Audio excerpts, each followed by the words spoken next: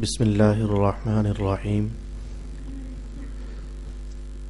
الصلاة والسلام علیک یا سیدی یا رسول اللہ الصلاة والسلام علیک یا سیدی یا حبیب اللہ الصلاة والسلام علیک یا سیدی یا شفیع المذنبین وعلى آلك وأصحابك يا سيدي يا رحمة للعالمين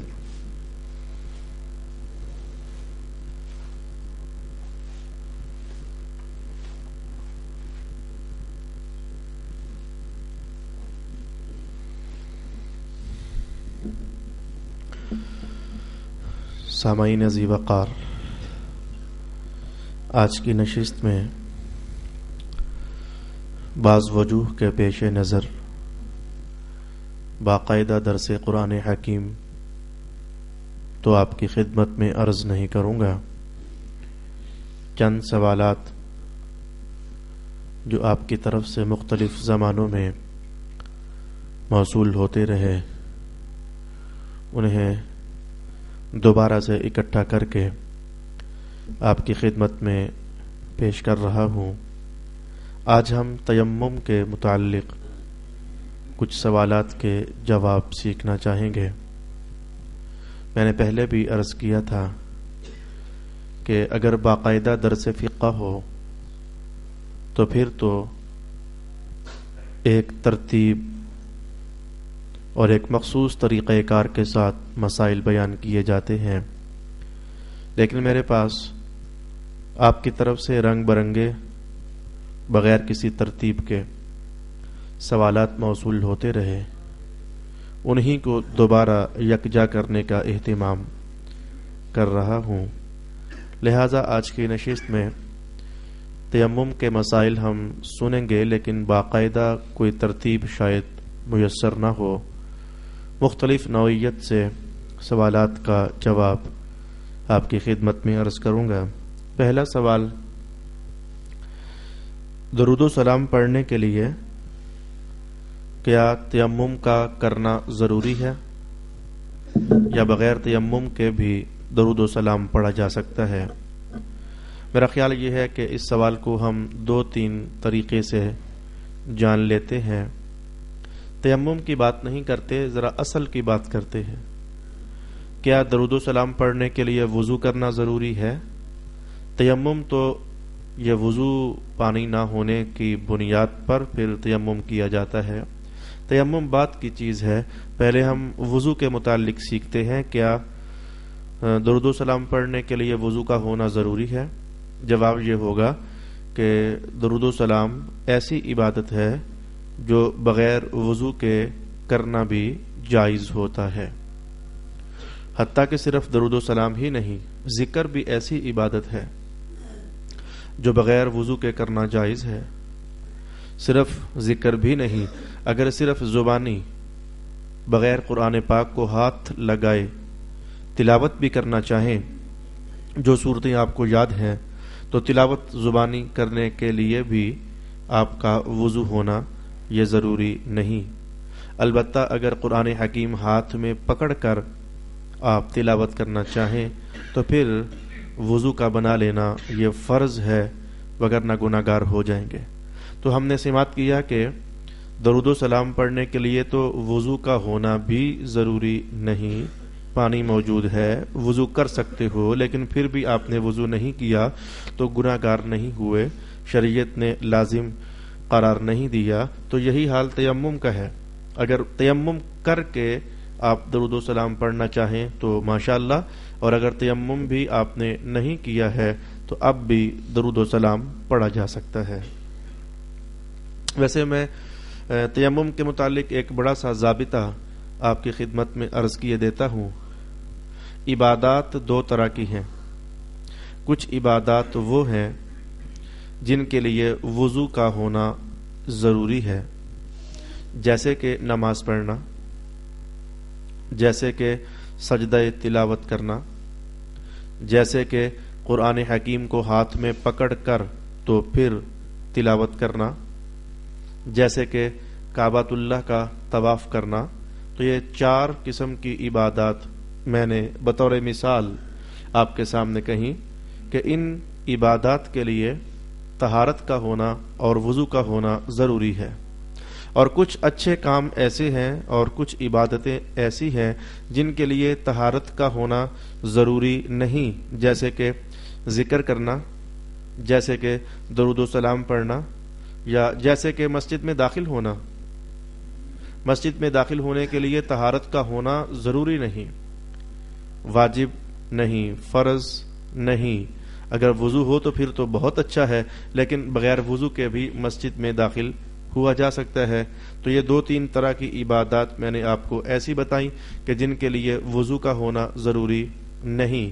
تو بس ضابطہ یہ یاد رکھیے کہ جس عبادت کے لیے وضو کا ہونا ضروری ہے تو جب تک پانی موجود ہے وضو ہی کریں گے، پانی اگر موجود نہ ہو تو پھر تیمم کریں گے۔ نمبر 2 پر آ جائیے، وہ عبادات جن کے لیے طہارت اور وضو کا ہونا ضروری نہیں تو وہاں پانی ہے تب بھی تیمم کیا جا سکتا ہے، اور پانی اگر نہیں ہے تب بھی تیمم کیا جا سکتا ہے، درجے میں جائز ہے، کیونکہ ان عبادات کی شان ہی یہ ہے کہ بغیر وضو کے ہی ہو سکتی ہے۔ یہی حال ہے کہ اگر کوئی شخص طہارت پر سونا چاہے، کوئی شخص چاہتا ہے کہ میں رات کو طہارت اور پاکی کی حالت میں سو جاؤں، تو علامہ حلبی نے اس بات کو بیان فرمایا ہے کہ سونے کے لیے وضو کرنا یہ ضروری نہیں ہے، یہ فرض نہیں ہے، یہ واجب نہیں ہے۔ تو اگر کوئی شخص اپنے گھر کے فرش پر تیمم کر کے سستی کرے تو تیمم کر کے وہ ادھر ہی تو سو جائے، یا اس کی دیوار پر ماربل لگا ہوا ہے تو ماربل پر ہی وہ تیمم کر لے اور پھر وہ سو جائے، تو اس کا تیمم جائز ہے، اسے اللہ تعالی طہارت کا ثواب عطا فرمائے گا۔ تو یہ تیمم کے متعلق میں نے ایک بڑا سا ضابطہ آپ کی خدمت میں عرض کر دیا ہے کہ بغیر جب تک پانی موجود ہو تیمم کرنا جائز نہیں ہوتا، لیکن وہ عبادتیں کہ جن کے لیے وضو شرط ہے ہی نہیں تو وہ پانی کے ہونے کے باوجود بھی ان میں تیمم کیا جا سکتا ہے۔ سوال یہ ہے کہ کیا کوئی شخص درخت پر تیمم کر سکتا ہے؟ یہ اپنے طور پر ایک مستقل ضابطہ ہے کہ تیمم کس کس چیز پر کرنا جائز ہے اور کس کس چیز پر کرنا جائز نہیں ہے۔ تو میں یہ قانون بھی آپ کے سامنے عرض کرتا ہوں، ہر وہ چیز جو زمین کی جنس ہے، ہر وہ چیز جو زمین کی جنس ہے اس سے تیمم کرنا جائز ہے، اور جو چیز بھی زمین کی جنس نہیں ہے اس سے تیمم کرنا جائز نہیں ہے۔ کیا کیسے فرق ہم کریں گے کہ فلانی چیز زمین کی جنس ہے اور فلانی چیز زمین کی جنس نہیں ہے؟ اس پر ہمارے فقہائے احناف نے ارشاد فرمایا کہ زمین کو لو، زمین مٹی، ریت اور کنکر، یہ 2-3 چیزیں ہی تو ہوتی ہیں زمین میں، تو زمین تھوڑی سی کھود کر اسے آگ لگاؤ تو آپ دیکھو گے وہ زمین پگھلی نہیں، آپ دیکھو گے وہ زمین جل کر راکھ بھی نہیں ہوئی۔ تو زمین کی شان کیا ہے؟ جو نہ پگھلے اور نہ ہی جلانے کے بعد وہ راکھ بن سکے۔ تو جو کچھ بھی ایسا ہوگا وہ زمین کی جنس ہوگا۔ ہر پتھر زمین کی جنس ہے، ہر چٹان زمین کی جنس ہے، ساری ریت زمین کی جنس ہے۔ یہ جو موتی جواہر ہوتے ہیں جو پگھلے نہیں، خاک نہ بنے، تو وہ زمین کی جنس ہے۔ تو جو چیز زمین کی جنس ہوتی ہے اس کے ساتھ تیمم کرنا جائز ہوتا ہے۔ یہ عقیق پتھر جو آپ انگوٹھیوں میں پہنتے ہو، تو مثلا آپ کے پاس بہت بڑا سارا یہ اگر موجود ہے تو اسے بھی آگ لگاؤ، یہ پگھلتا نہیں ہے اور یہ جل کر خاک بھی نہیں بنتا ہے، تو اس پر ہاتھ لگا کر کے تو اپنے چہرے پر اور بازوؤں پر مل لینا جائز ہوگا۔ لیکن جو چیزیں زمین کی جنس نہیں ہیں تو ان سے تیمم کرنا جائز نہیں ہوگا۔ کس چیز کے بارے میں ہم کہیں گے یہ زمین کی جنس نہیں ہے؟ لکڑی زمین کی جنس نہیں، آگ لگانے پر جل کر سوا بن جاتی ہے، اور پلاسٹک زمین کی جنس نہیں، اسے آگ لگاؤ تو پگھل جاتا ہے۔ سونا زمین کی جنس نہیں، اسے آگ لگاؤ تو پگھل جاتا ہے۔ چاندی زمین کی جنس نہیں، اسے آگ لگاؤ تو پگھل جاتی ہے۔ ہر وہ چیز جو زمین کی جنس ہے اس کے ساتھ تیمم کرنا جائز، اور ہر وہ چیز جو زمین کی جنس نہیں ہے اس کے ساتھ تیمم کرنا جائز نہیں۔ لہذا آپ کا سوال تھا کہ درخت سے تیمم کرنا جائز ہے یا کہ ناجائز ہے، تو آپ نے جواب پا لیا کہ درخت کی لکڑی کو آگ لگائی جائے تو وہ جل کر خاک بن جاتی ہے، لہذا درخت پر تیمم کرنا جائز نہیں ہے۔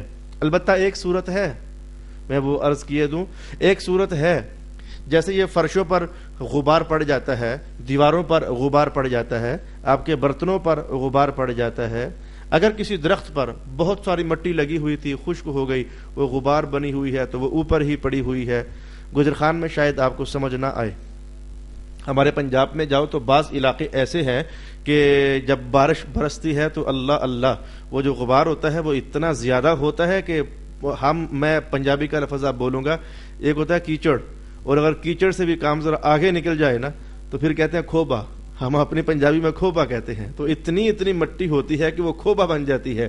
تو وہی جب بارش ختم ہو جائے، خشک ہو جائے، گاڑیاں چلتی ہیں تو اڑ اڑ کر کے کیا درخت، کیا پتے، کیا تمہارا سامان، کیا تمہاری چارپائی، کیا تمہارا بستر، تو ہر شے خاک میں، کیا تم، یہ بھی ساتھ ہے، کیا تم، سب کچھ خاک میں اٹ جاتا ہے۔ تو وہ جو غبار ہے درخت کے اوپر پڑا ہوا، اگر وہ غبار آپ استعمال کریں اور یہ سمجھ کر کہ میں ہاتھ لگاؤں گا غبار ساتھ لگے گا تو پھر میں اس سے تیمم کر لوں گا، البتہ یہ چیز جائز ہے۔ تو وہ جو جائز ہوئی وہ پھر بھی نکلی تو مٹی ہی نا، لکڑی تو نہ ہوئی نا۔ میں نے جو کہا تھا کہ بھئی مٹی یعنی زمین کی جنس جو چیز بھی ہوگی اس کے ساتھ تیمم کرنا جائز ہے، تو اگر غبار اتنا زیادہ پڑا ہوا محسوس ہو رہا ہے تو اب اس کے ساتھ تیمم کرنا جائز ہوتا ہے۔ گزشتہ سوال کا جواب دینے کے بعد اگلے سوال کی گنجائش نہیں بچتی، لیکن میں کیے دیتا ہوں، کیا لکڑی، گھاس، شیشہ، ان چیزوں پر تیمم کیا جا سکتا ہے؟ تو میں نے ابھی آپ سے کیا کہا، لکڑی کو جلاؤ تو وہ خاک بن جاتی ہے، گھاس کو جلاؤ تو بھی خاک بن جاتی ہے، شیشے کو جلاؤ تو پگھل جاتا ہے۔ تو جو چیز پگھل جائے یا خاک بن جائے جلنے کے بعد اس سے تیمم کرنا جائز نہیں ہوتا، وہ چیز زمین کی جنس نہیں ہوتی۔ یہ تمہارا پلستر، دور حاضر میں پلستر کو آگ لگاؤ تو نہ یہ پگھلتا ہے اور نہ ہی یہ جل کر راکھ بن جاتا ہے۔ اگر آپ کی دیوار ہے تو اس پر سادہ پلستر کیا ہوا ہے یا پھر سادی اینٹیں لگی ہوئی ہیں تو ان کے ذریعے آپ اگر تیمم کرنا چاہو تو کر سکتے ہو۔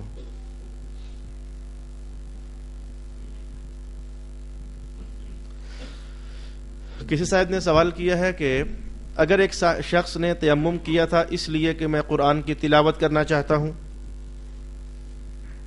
تو وہ قرآن پاک کھول کر کے تو تلاوت کرتا رہا، پھر تھوڑی دیر کے بعد نماز کا وقت ہو گیا، تو کیا اب اسے دوبارہ پھر نماز کے لیے تیمم کرنا پڑے گا، یا کہ وہی جو تھوڑی دیر پہلے تیمم کیا تھا اسی کے ساتھ نماز ادا کر سکتا ہے؟ تو جواب یہ ہے کہ جس تیمم کو آپ نے قرآن حکیم پکڑ کر پڑھنے کی نیت سے کیا ہے تو اسی تیمم کے ساتھ نماز پڑھی جا سکتی ہے، دوبارہ تیمم کرنے کی ضرورت نہیں ہے۔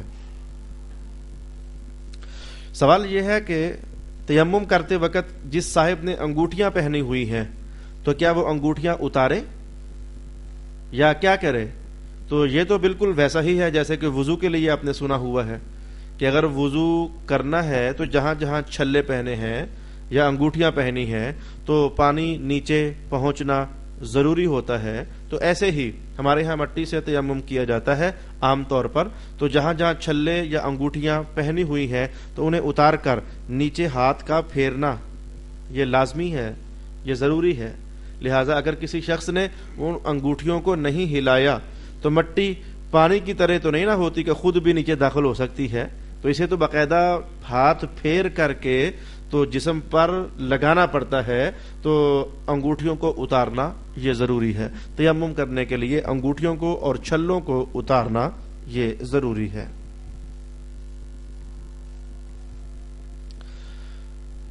سوال یہ ہے کہ جو تیمم وضو کے لیے کیا جاتا ہے، یعنی پانی ہوتا تو ہم نے وضو کرنا تھا، اب پانی نہیں ہے تو تیمم کرنا چاہتے ہیں وضو کی جگہ، اور جو تیمم غسل کے لیے کیا جاتا ہے، کیا ان دونوں تیمموں میں کوئی فرق ہوتا ہے؟ غسل کے لیے جو تیمم ہے وہ کرنے کا کوئی اور طریقہ ہے، اور وضو کے لیے جو تیمم کیا جاتا ہے اسے کرنے کا کیا کوئی اور طریقہ ہے؟ جواب یہ ہے کہ ان دونوں قسم کے تیمم میں کسی قسم کا کوئی فرق نہیں ہے۔ جیسے پانی نہ ہو تو وضو کے بدلے میں تیمم کرنا تھا، ویسے ہی اگر پانی نہ ہو غسل کرنے کے لیے تو غسل کے بدلے میں تیمم کیا جائے گا۔ دونوں تیمموں کے کرنے کا ایک ہی طریقہ ہے، دونوں میں کوئی فرق نہیں ہے۔ میں آپ کو طریقہ بتا دیتا ہوں، تیمم کرنے کا طریقہ میں آپ کی خدمت میں عرض کیے دیتا ہوں۔ تیمم کے اندر صرف دو عضو ہیں جو استعمال ہوتے ہیں، ایک چہرہ اور ایک دونوں بازو۔ تو تیمم کرنے کا طریقہ یہ ہوگا، مثلا آپ نے اپنے بازو ننگے کر لیے، کپڑا ہٹا لیا، تو آپ کے سامنے مثلا یہ زمین ہے، آپ ایک بار بسم اللہ الرحمن الرحیم پڑھیے اور نیت کریں کہ اے اللہ تعالی میں طہارت حاصل کرنے کے لیے تیمم کرنے لگا ہوں۔ ظاہر ہے کہ یہ تب ہی کرو گے جب پانی نہیں ہے، تو جب پانی ہے پھر تو آپ کو وضو ہی کرنا پڑے گا۔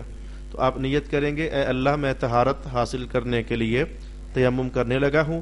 نمبر 1 آپ نے بسم اللہ پڑھی، نمبر 2 طہارت حاصل کرنے کی آپ نے نیت کر لی۔ نمبر 3 پر یہ دیکھیے ہاتھ میرے دونوں، ان ہاتھوں کی انگلیاں تھوڑی سی کھولیے، یہ جیسے میں نے کھول کر آپ کو بتائیں، بہت زیادہ بھی ضرورت نہیں، کوئی مقصد نہیں ہے، اور بالکل بند بھی نہیں رکھنی ہے۔ انگلیوں کو نرم سا کھولیے اور زمین پر رکھیے۔ رکھنے کے بعد ان ہاتھوں کو تھوڑا سا آگے کیجئے اور پھر تھوڑا سا پیچھے کیجئے تاکہ ساتھ مٹی تھوڑی سی لگ جائے۔ آگے پیچھے کرنے سے مٹی تھوڑی سی لگ جاتی ہے۔ ہاتھوں کو اٹھائیے، تو اگر آپ محسوس کرتے ہیں کہ مٹی بہت زیادہ لگ گئی ہے تو ایسے صرف جھاڑ لیجئے تاکہ جو زیادہ درجے میں مٹی لگی ہوئی ہے وہ اتر جائے۔ ایسے آپ نہیں جھاڑ سکتے، صرف ایسے جھاڑیے اور اپنے منہ پر اچھے طریقے سے ہر جگہ اپنا ہاتھ مال لیجئے۔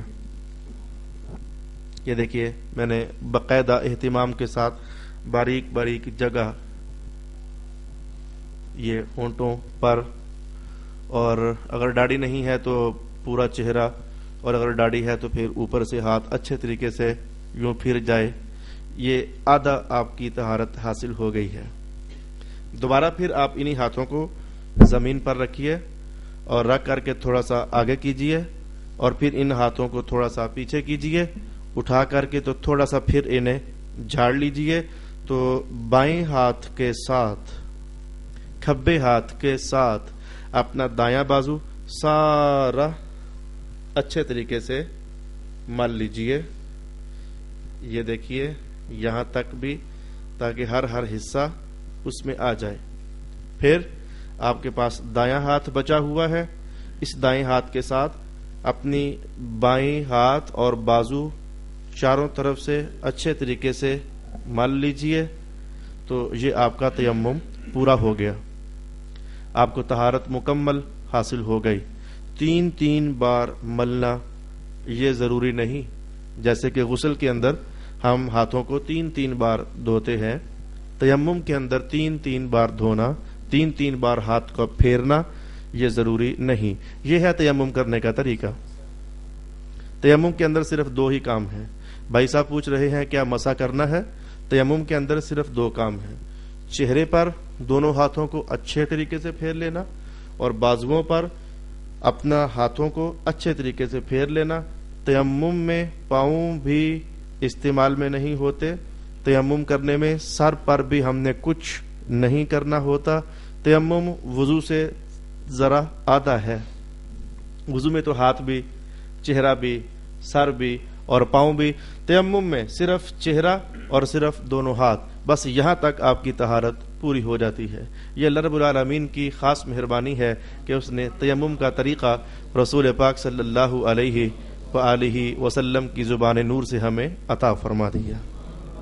تو میں بتانا جو سوال تھا میرے پاس، وہ سوال یہ تھا کہ وضو کے بدلے میں جو تیمم کیا جاتا ہے اور غسل کرنا تھا تو پانی نہیں ہے، تو غسل کے بدلے میں جو تیمم کیا جاتا ہے کیا ان میں فرق ہوتا ہے؟ میں نے جواب دیا کہ کوئی فرق نہیں ہے، جیسے میں نے تیمم کر کے آپ کو بتایا ایسا ہی تیمم، اگر آپ نے وضو کرنا تھا پانی نہیں ہے تو آپ یہ تیمم کریں گے، اور اگر آپ نے غسل کرنا تھا تو پانی دستیاب نہیں ہو سکا تو آپ یہی تیمم کریں گے۔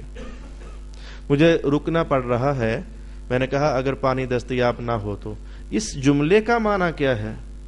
اگر پانی دستیاب نہ ہو تو آئیے ذرا اس جملے کو سمجھتے ہیں۔ ہمارے گھر میں پانی نہیں ہے تو کیا میں تیمم کر لوں؟ جی نہیں۔ لائٹ نہیں ہے تو موٹر نہیں چل رہی تو پانی نہیں نکل رہا تو کیا تیمم کر لیں؟ جی نہیں۔ تو پھر مطلب کیا ہے؟ پانی نہ ہوگا تو تیمم کریں گے؟ اس جملے کا مطلب کیا ہے؟ اس جملے کا مطلب یہ ہے، حضرت امام اعظم ابو حنیفہ رحمت اللہ تعالی علیہ ارشاد فرماتے ہیں کہ جہاں کوئی شخص ہوتا ہے، مثلا میں آج اس وقت منہاج مسجد میں بیٹھا ہوا ہوں، تو میرے سامنے مجھے ظن غالب ہو، میرا ذہن گواہی دے کہ واقعی 1 میل تک میرے سامنے دور دراز پانی کا نام و نشان نہیں ہے۔ اچھا جی دائیں طرف، جی ادھر بھی مجھے پانی کا دور دراز 1 میل تک کوئی نام و نشان نظر نہیں آ رہا۔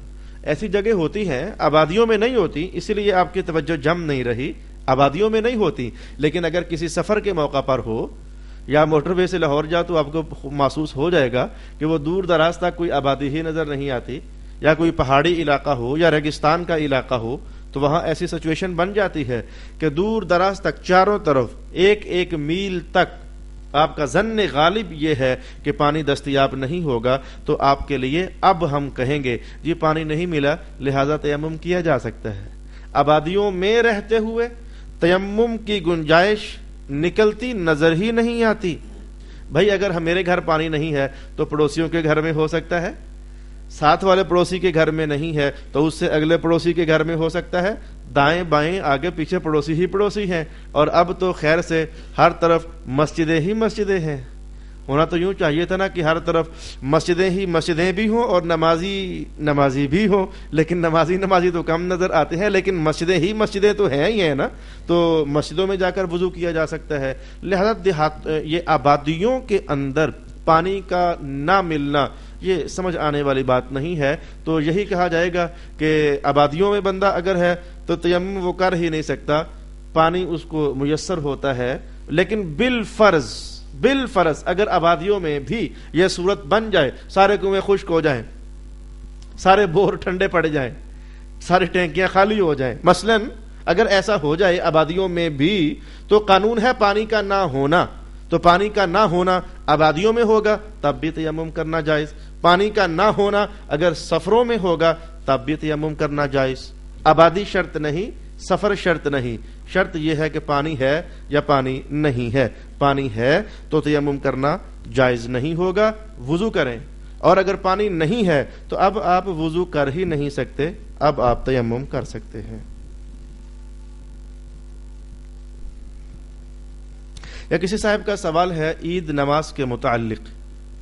سوال یہ ہے کہ ایک صاحب نے وضو کیا تھا تو وضو کرنے کے بعد عید کی نماز وہ پڑھ رہے تھے، تو اس حصے میں پڑھتے پڑھتے وہ داخل ہو گئے کہ مثلا ان کا وضو خراب ہو گیا، انہیں وضو کرنے کی ضرورت پڑ گئی۔ اب اگر وہ وضو کرنے کے لیے جائیں گے تو جماعت پیچھے سے ختم ہو جائے گی، تو کیا اب وہ تیمم کر کے فٹافٹ تو نماز عید ادا کر لیں، یا کہ وضو کرنے جائیں تو بس پیچھے سے کام ختم ہو چکا ہو؟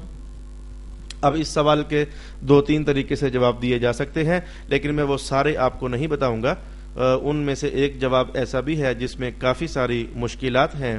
مثلا جواب نمبر 1 تو یہ ہو سکتا ہے کہ آپ کا جہاں سے وضو خراب ہوا ہے وہیں سے چھوڑ کر اگر راستہ دستیاب ہو رہا ہے جائیے، وضو کیجئے، جماعت جاتی ہے تو جانے دیں، جو امام کے ساتھ پڑھ لی وہ ادھر ہو گئی، اور جو رہ گئی اسے آپ واپس آ کر ادھر ہی پڑھ لیجئے، تو یہ نماز آپ کی جماعت کے ساتھ ہی شمار ہوگی اور جماعت ہو جائے گی۔ لیکن اس مسئلے کے لیے اسے کہتے ہیں مسئلہ بنا، جو ہو گیا سو ہو گیا، اسی پر بنیاد قائم کرنی اگلی نماز کی. تو یہ ساری نماز جماعت کے ساتھ شمار ہوتی ہے، لیکن اس مسئلے کے لیے بڑی کڑی شرطیں ہیں. آتے ہوئے جاتے ہوئے کسی سے بات نہیں کر سکتے، آتے ہوئے جاتے ہوئے صرف وضو کے علاوہ کوئی نماز کے منافی عمل نہیں کر سکتے. اگر بات کر لی آپ کا وضو، آپ کی وہ نماز خراب ہو جائے گی، دوبارہ آپ وہیں سے شروع نہیں کر پاؤ گے. تو میں نے کہا یہ جواب ہے صحیح، لیکن یہ مشکل ہے. پبلک کے لیے رش میں جانا اور وضو کرنے کے بعد پھر دوبارہ جماعت میں شریک ہو جانا، یہ ایک مشکل کام ہے. لہٰذا کیا کیا جائے؟ اس کا جواب یہ ہے فقہ حنفی میں کہ اگر کوئی شخص وضو کرنے جائے گا تو پیچھے سے نماز عید ختم ہو جائے گی، تو یہ تیمم کر کے تو نماز عید پڑھ سکتا ہے، حالانکہ پانی موجود ہے. یہ پانی کا موجود ہونا یہ اس حالت میں ہے کہ نماز ختم ہو جائے گی. اب یہ مسئلہ آپ کو تب تک مکمل سمجھ نہیں آئے گا جب تک میں ایک ضابطہ، ایک قانون آپ کے سامنے بیان نہ کروں. نمازیں دو طرح کی ہیں. ایک نماز وہ ہے کہ اگر جماعت رہ گئی، تم جماعت میں شامل نہیں ہو سکے، تو بعد میں اس نماز کا خلیفہ موجود ہے، تم اپنی بھی پڑھ سکتے ہو اکیلے. جیسے کہ ظہر ہے، اگر جماعت نہیں بھی ملی تو نماز ختم تو نہیں ہو گئی، اب اکیلے بھی پڑھ سکتے ہو. ظہر ہے، عصر ہے، مغرب ہے، عشاء ہے، جماعت اگر چل جاتی ہے تو چلے جائے، آپ وضو کریں تو نماز پڑھیں. جماعت جانے سے خلیفہ موجود ہے، نماز آپ پڑھ سکتے ہو بصورت خلیفہ. لیکن کچھ نمازیں ایسی ہوتی ہیں کہ اگر وہ چلی جائیں نا تو پیچھے اکیلے پڑھ نہیں سکتے. جیسے کہ عید کی نماز ہے، اگر عید کی نماز ختم ہو گئی، شہر میں اور بھی کہیں عید کی نماز نہیں ہو رہی ہے، تو اب اکیلے عید کی نماز پڑھنا جائز نہیں ہے. تو عید کی جماعت اگر فوت ہو جائے تو پیچھے کوئی خلیفہ موجود نہیں ہے. خلیفہ سے مراد یہ کہ آپ اکیلے نہیں پڑھ سکتے. تو ہر وہ نماز جس کا خلیفہ موجود نہیں ہوتا تو اس نماز کو آپ تیمم کر کے پڑھ سکتے ہیں پانی کے ہوتے ہوئے بھی. یعنی اب اگر محسوس کریں کہ وضو کروں گا تو یہ جماعت ختم ہو جائے گی، تو پھر پیچھے خلیفہ بھی موجود نہیں ہے، تو پانی کے ہوتے ہوئے بھی آپ تیمم کر سکتے ہیں اور اس نماز کو پا سکتے ہیں. اور وہ نماز جس کا خلیفہ موجود ہوتا ہے تو وہاں تیمم کی کوئی اجازت نہیں ہے پانی کے ہوتے ہوئے. وہاں آپ کو وضو ہی کرنا پڑے گا. جماعت جاتی ہے تو چلی جائے، جماعت ہی جائے گی نا، بعد میں خلیفہ تو موجود ہے. لہذا جیسے فجر، ظہر، عصر، مغرب، عشاء، جمعۃ المبارک جس بندے کا رہ جاتا ہے، لگے ہاتھوں یہ مسئلہ بھی آپ سے بات کر لیجئے. ایک بندہ جمعہ نہیں پڑھ سکا، شہر میں اب اسے کہیں بھی جمعہ دستیاب نہیں ہو سک رہا، تو وہ کیا کرے؟ جواب یہ ہے کہ وہ ظہر کی نماز پڑھے. جمعہ کی نماز جمعے والے دن یہ ظہر کے بدلے میں ہوتی ہے، تبھی تو جمعہ پڑھنے والے پھر ظہر نہیں پڑھتے. تو اگر جمعہ میسر نہیں ہو سکا تمہاری سستی اور کوتاہی کی وجہ سے، تو اب جمعے کا بدلہ خلیفہ موجود ہے، یعنی ظہر کی نماز. تو جمعے کی نماز کے لیے بھی آپ پانی کے ہوتے ہوئے تیمم نہیں کر سکتے. ایک اور نماز ہے کہ اگر وضو کرو گے تو وہ ختم ہو جائے گی، تو وہاں بھی آپ تیمم کر سکتے ہو. وہ نماز کون سی ہے؟ نماز جنازہ. ایک بار اگر ہو گئی نا تو دوبارہ پھر آپ پڑھ نہیں سکو گے. لہذا آپ پہنچے صفوں میں، صفیں ٹھیک ہو چکی ہیں، جنازگاہ داخل ہونے کے بعد صفیں ٹھیک ہو چکی ہیں، تو آپ کو لگا اگر میں نے وضو کرنا شروع کر دیا تو نماز جنازہ پر 1-1.5 منٹ لگتا ہے سارا، یا 2 منٹ لگتے ہیں سارے. تو وضو کر کے وہاں سے آنا، صفوں میں داخل ہونا، درمیان میں فاصلہ بھی ہے، تو آتے آتے نماز جنازہ تو ختم ہو جائے گی. تو اس حالت میں آپ کے لیے جائز ہے کہ آپ تیمم کر سکتے ہیں. الغرض میں نے آپ کو بتایا کہ صرف نماز عید ہی نہیں، ایک ضابطہ میں نے آپ کے سامنے رکھ دیا کہ ہر وہ نماز جس کا خلیفہ موجود ہوتا ہے وہاں آپ کو پانی کے ہوتے ہوئے تیمم کرنے کی اجازت نہیں ہے. وضو ہی کریں، اگر جماعت جاتی ہے تو چلی جائے. اور ہر وہ نماز جس کا خلیفہ موجود نہیں ہوتا وہاں آپ تیمم کر سکتے ہیں. خلیفہ موجود ہے تو تیمم نہیں کر سکتے، خلیفہ موجود نہیں ہے تو پھر آپ تیمم کر سکتے ہیں. اگر کسی شخص نے وہاں تیمم کیا جہاں پلید چیز گری ہوئی تھی تو کیا تیمم جائز ہوگا یا کہ جائز نہیں ہوگا؟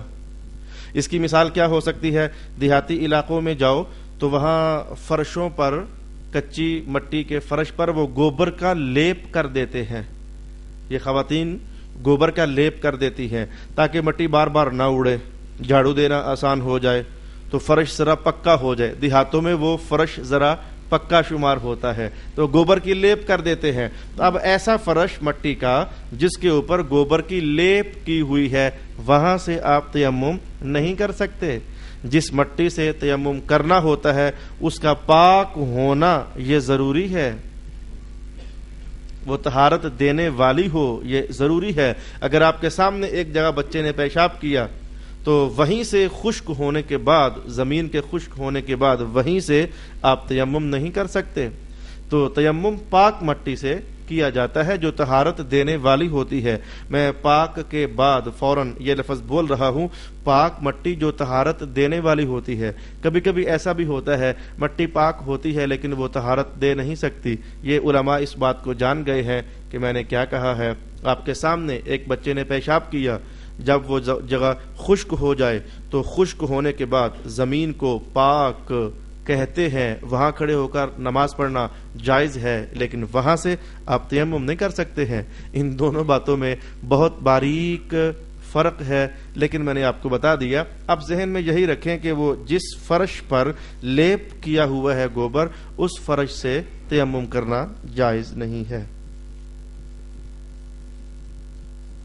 ایک شخص مسجد میں سویا ہوا تھا تو سونے کی حالت میں اسے احتلام ہو گیا، تو کیا وہ ڈائریکٹ اٹھ کر کے تو باہر نکل آئے تاکہ آ کر غسل کرے، یا پھر وہ کوئی تیمم وہاں سے کر کے تو پھر اٹھے؟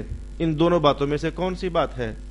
اگر کوئی شخص مسجد میں سویا، جیسے کہ یہ رمضان المبارک میں اعتکاف کیا جاتا ہے تو اعتکاف کی حالت میں لوگ مسجد میں سو جاتے ہیں، تو جواب یہ ہے کہ جو شخص مسجد میں سویا اور اس پر غسل لازم ہو گیا تو وہ فوراً اٹھے. اگر اس کے پاس کوئی ایسی چیز اردا گرد میں نظر آ رہی ہے کہ جس پر تیمم کرنا جائز ہوتا ہے، اگر کوئی ایسی شے اسے دستیاب ہے، مثلا ننگا فرش ہے، تو پھر وہاں سے جلدی سے تیمم کرے اور تیمم کر کے تو پھر باہر نکلے تاکہ اٹھنے سے لے کر تو مسجد کا وہ علاقہ جو چلنے میں آئے گا وہ طہارت کے ساتھ بندہ گزرے.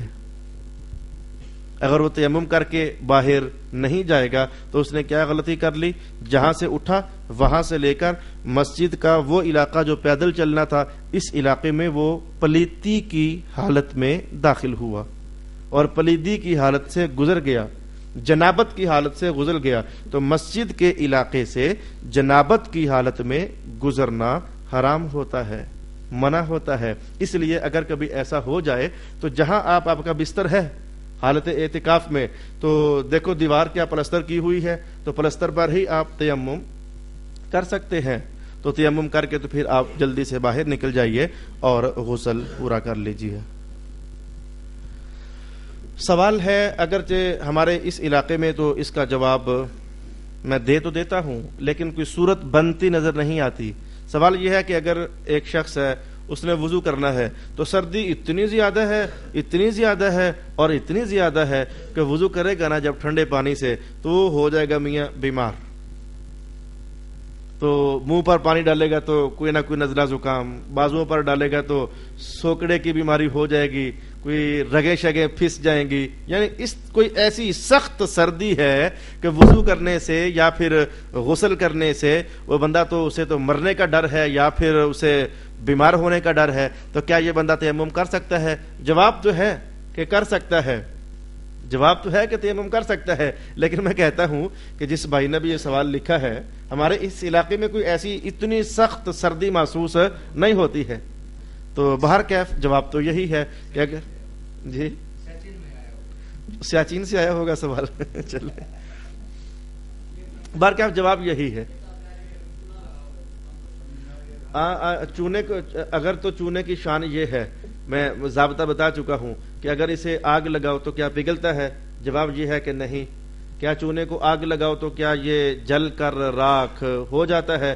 جواب یہ ہے کہ نہیں. تو میں نے بتایا کہ جو چیز ایسی ہو جسے آگ لگاؤ نہ وہ پگھلے اور نہ وہ جل کر راکھ ہو جائے، اس کے ساتھ تیمم کرنا جائز ہوتا ہے۔ اب یہ نئی چیزیں بھی کچھ آگے ہیں، ڈسٹمبر وغیرہ۔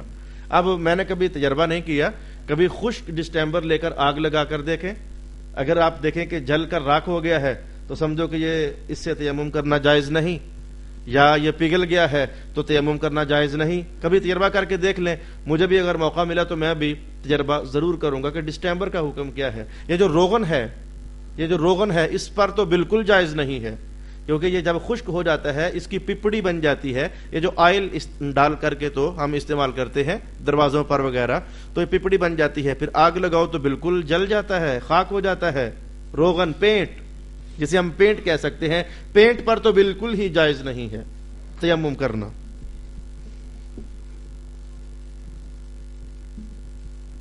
سوال یہ ہے کہ ایک صاحب نے تیمم کیا ہوا تھا تو پھر ایسا ہوا کہ پانی مل گیا، تو کیا وہ تیمم سلامت ہے یا کہ اب پھر وضو کرنا پڑے گا؟ جواب یہ ہے کہ تیمم تو ایک مجبوری تھی کہ پانی دستیاب نہیں ہو رہا، لہذا ہم مٹی کے ذریعے طہارت حاصل کر لیں۔ تو جب پھر پانی میسر ہو گیا تو وہ کیا ہوا تیمم درجے میں ختم ہو جائے گا، یہاں تک کہ آپ نماز کی حالت میں کھڑے تھے تو نماز کی حالت میں آپ کو معلوم ہو گیا کہ پانی کہیں نہ کہیں ہے، یا کسی نے آواز ماری کہ پانی ہے جی لے لو وضو کرنے کے لیے، تو وہیں سے آپ کا تیمم ختم ہو جائے گا اور آپ کو وضو کر کے تو پھر نماز ادا کرنا پڑے گی۔ تیمم ٹوٹ جاتا ہے، پانی کے دستیاب ہونے سے تیمم بندے کا ٹوٹ جاتا ہے۔ یہ سوال بھائی کر رہے ہیں کہ کیا اسی پر نماز کی بنیاد قائم کریں گے؟ جی نہیں، سلام پھیرنے سے جہاں اب پہنچے ہو اس سے پہلے جو پڑھ چکے وہ ہو گئی۔ مثلا 4 سنتے آپ نے ظہر کی پڑھی تو ابھی تک پانی ملنے کی کوئی خبر آپ کو نہیں پہنچی، جب 4 سنتے پڑھ چکے، فرضوں میں داخل ہوئے، اطلاع ہو گئی پانی مل گیا ہے جی، اب وہ سنتے تو ہو گئیں، جو کچھ پڑھ رہے تھے وہ ختم ہوا، لہذا آپ کا تیمم ختم ہو گیا، اب فرض نئے سرے سے پڑھنے پڑیں گے، انہی پر بنیاد قائم آپ نہیں کر سکیں گے۔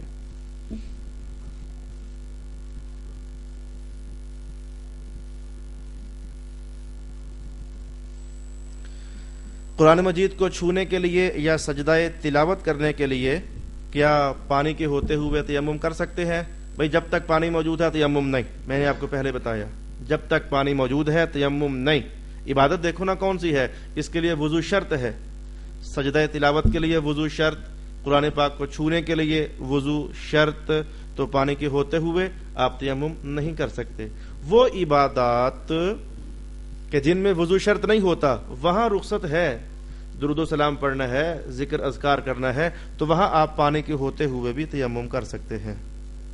کس کس چیز سے تیمم ٹوٹ جاتا ہے؟ ساری وہ چیزیں جن سے وضو ٹوٹ جاتا ہے، پیشاب کرنے سے، خون کے نکل آنے سے، منہ بھر کر الٹی کرنے سے، ان تمام چیزوں سے وضو ٹوٹ جاتا ہے۔ جو شے وضو کو توڑ دیتی ہے وہ تیمم کو بھی توڑ دیتی ہے۔ ایک شے ہے جو تیمم کو توڑ دیتی ہے لیکن وضو کو نہیں توڑتی، پانی کا مل جانا۔ پانی کا مل جانا تیمم کو توڑ دیتا ہے، لیکن وضو کرنے کے بعد اگر پانی آپ کو اور مل گیا ہے تو وہ وضو کو نہیں توڑے گا۔ اگر پانی کے ملنے پر وضو بھی ٹوٹتا ہوتا نا تو پھر نماز پڑھنا مشکل ہو جاتی۔ ایک وضو کرنے کے بعد پھر پانی تو پڑا ہوا ہے، جب پھر وضو کر کے آؤ، اس وضو کرنے کے بعد پانی تو پھر ٹینکی میں پڑا ہوا ہے۔ تو تیمم کو ایک اور شے ہے جو توڑ دیتی ہے، اور وہ کیا ہے؟ پانی کا ملنا۔ باقی تقریباً سوالات جو ہیں میں ان کا جواب آپ کو دے چکا ہوں۔ یہ اتنے ہی سوالات میرے پاس پہنچے ہیں، کچھ سوالات کا تکرار تھا تو وہ پھر میں نے درجے میں ساقط کر دیے ہیں۔